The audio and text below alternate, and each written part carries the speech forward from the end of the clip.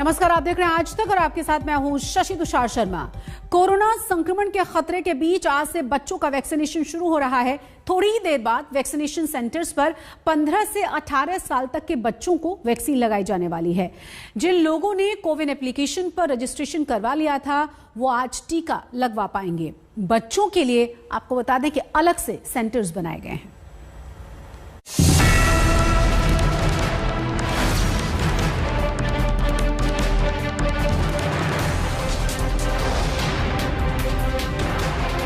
Corona से डर नहीं लगता अंकल, वैक्सीन ना होने से लगता है। 18 साल से कम उम्र के बच्चों की जुबान पर यही डायलॉग होता है जब उनसे पूछिए कि कोरोना संक्रमण से डर नहीं लगता। कोविड के केसेस डेली बढ़ रहे हैं तो हम बाहर जाते हुए हमें डर लगता है कि कुछ हमें कोविड ना हो जाए, तो इसलिए हम सेफ फील कर पाएंगे। हमारे पेरेंट्स भी हमें अलाउ कर देंगे बाहर जाने के लिए। अभी कोविड के बहुत ज्यादा केसेस बढ़ रहे हैं ना, और हमारे पेरेंट्स अलाउ नहीं करते घर से बाहर जाने के लिए। अभी जैसे वैक्सीनेशन हो जाएगा तो अच्छे से बाहर वगैरह जा पाएंगे, कॉलेज वगैरह रीस्टार्ट वगैरह कर पाएंगे हम। डर लगे भी क्यों ना, 18 साल से ऊपर के लोगों को तो वैक्सीन मिल गई। वैक्सीन लगने के बाद वो कुछ हद तक कोरोना संक्रमण से सुरक्षित भी हैं, लेकिन उनका क्या जिनकी उम्र 18 साल से कम है। डर खत्म होने जा रहा है क्योंकि पीएम मोदी ने क्रिसमस पर 15 से 18 वर्ष के बच्चों को खास तोहफे का ऐलान किया था। 3 जनवरी को सोमवार के दिन से इसकी शुरुआत की जाएगी। ये फैसला कोरोना के खिलाफ देश की लड़ाई को तो मजबूत करेगा ही, स्कूल कॉलेजों में जा रहे हमारे बच्चों की और उनके माता पिता की चिंता भी कम करेगा। अब 15 से 18 साल की उम्र वाले बच्चों के चेहरे पर मुस्कान है क्योंकि उन्हें कोरोना के खिलाफ सबसे बड़ा सुरक्षा कवच मिलने जा रहा है। रजिस्ट्रेशन कराने आए हूँ अपने लिए वैक्सीन की, और हमें बहुत एक्साइटेड है। हम वैक्सीन जल्द से जल्द आए और हम वैक्सीनेटेड हों और सेफ फील कर पाए और हमारे पेरेंट्स भी सेफ फील करें, तो काफी अच्छा लग रहा है यहाँ पर आकर। सरकार के निर्देशों के मुताबिक रजिस्ट्रेशन के बाद 3 जनवरी से वैक्सीन लगाने की प्रक्रिया शुरू होने जा रही है। इससे पहले वैक्सीन सेंटर पर अलग अलग खास तैयारियां की गई। दिल्ली में बच्चों को वैक्सीन देने के लिए 159 वैक्सीन सेंटर की व्यवस्था की गई है। ऐसे ही एक सेंटर को बच्चों के लिए विशेष तौर पर तैयार किया गया है।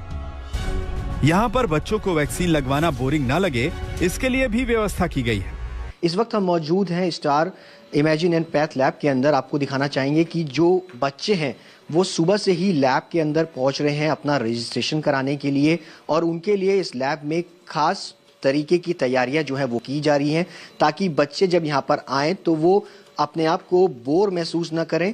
और इसीलिए तमाम तरीके की बुक्स, तमाम तरीके के कार्ड्स और तमाम जो लूडोज हैं, इस तरीके के गेम्स जो है वो यहाँ पर बच्चे जो है वो खेलते हुए नजर आ रहे हैं।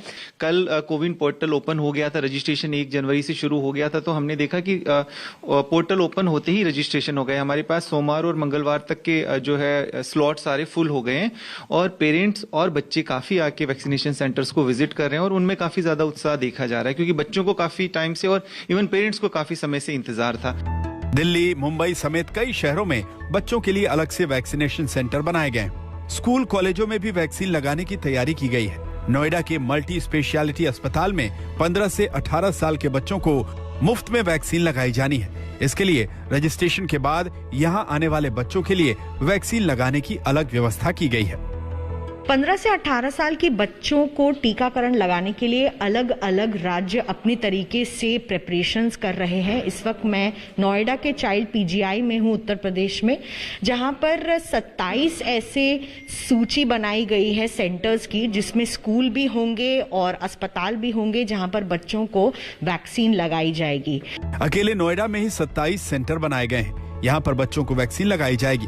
बच्चों को वैक्सीन दिए जाने की एक चुनौती ये भी है कि वैक्सीनेशन प्रोग्राम के दौरान अस्पताल में भारी भीड़ होती है। ऐसे में बच्चों को भीड़ में जाकर वैक्सीन लगवाना खतरनाक हो सकता है।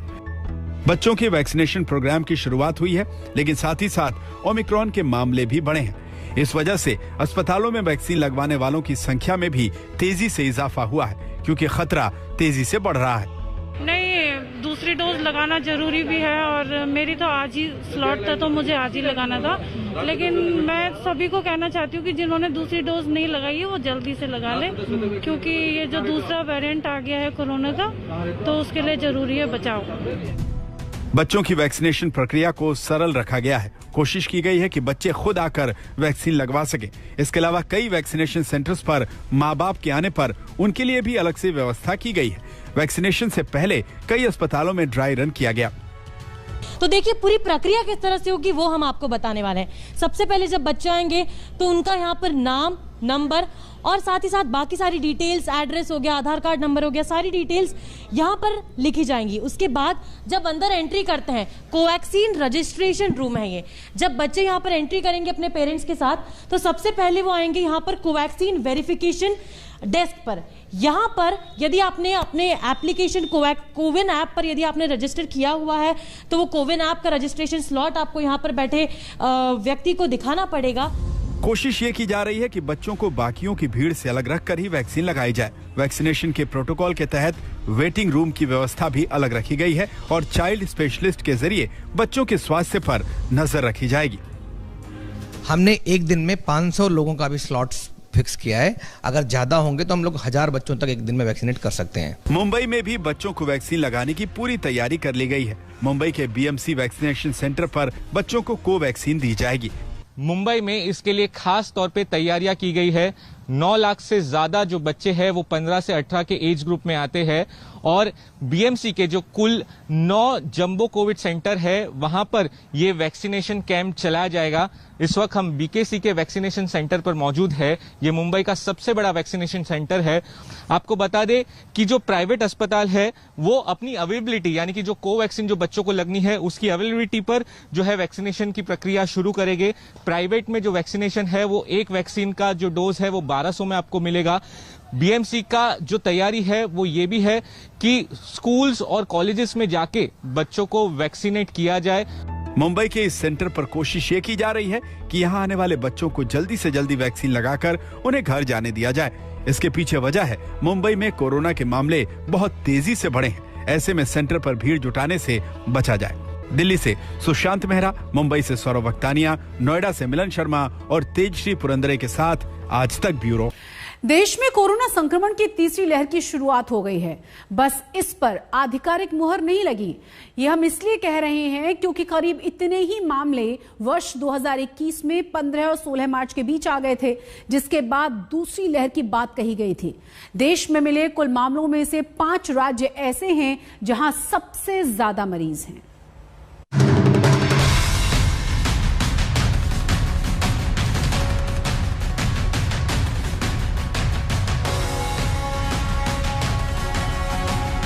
कोरोना वायरस छप्पर फाड़ संक्रमण दे रहा है।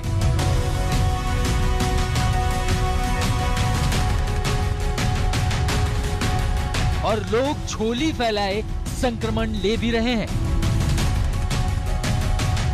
सर्कस में मौत के कुएं में मोटरसाइकिल चलाने वाला जितना रिस्क नहीं लेता है, ये लोग उससे बड़ा रिस्क ले रहे हैं क्योंकि यहाँ खतरा ज्यादा है। दिल्ली में कोरोना के 3000 से ज्यादा नए मामले हैं। संक्रमितों का पॉजिटिविटी रेट 3.64% है, लेकिन दिल्ली के सीएम कहते हैं चिंता की कोई बात नहीं है। आज हमारी तैयारी है 37,000 बेड्स की।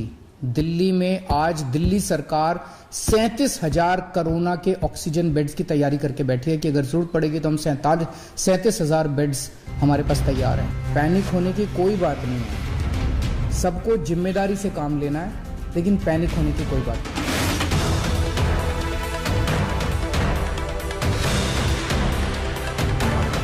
हाँ, तो अगर चिंता की कोई बात नहीं है तो देखिए तमाशा, भीड़ देखिए। मास्क, सोशल डिस्टेंसिंग जैसे नियमों का उल्लंघन देखिए। नियमों का उल्लंघन करने वाले और वो लोग जो ओमिक्रॉन को कम खतरनाक बताते हैं, उनके लिए एक्सपर्ट्स की खास सलाह आई है। देखिए, जैसे कि एक डर था कि फिर से केसेस बढ़ेंगे और क्योंकि फिर से कंप्लेसेंट हो गए थे लोग। सेकेंड वेव से पहले भी यही हुआ था, लोगों को लगा कि कोविड खत्म हो गया, केसेस खत्म हो गए हैं। वही हुआ है कि अब थर्ड वेव ऑलमोस्ट टकरा रही है हमारे पे और 27,000 केस। अब दिल्ली में देखिए 500 केसेस 4 दिन पहले, 500 से 923, फिर 1317, फिर 1716 और कल 2700 आ गया है कि हमें कोविड एप्रोप्रिएट बिहेवियर बहुत स्ट्रिक्टली फॉलो करना पड़ेगा। वो इसलिए क्योंकि इंडिया में 1,22,000 एक्टिव केसेस कोरोना के आ चुके हैं, साथ में 28,000 केसेस जो हैं वो हर दिन कोरोना के आ रहे हैं। 924 मृत्यु हो गई है 24 घंटों में, इसलिए हमें घर से बाहर निकलना बंद करना पड़ेगा।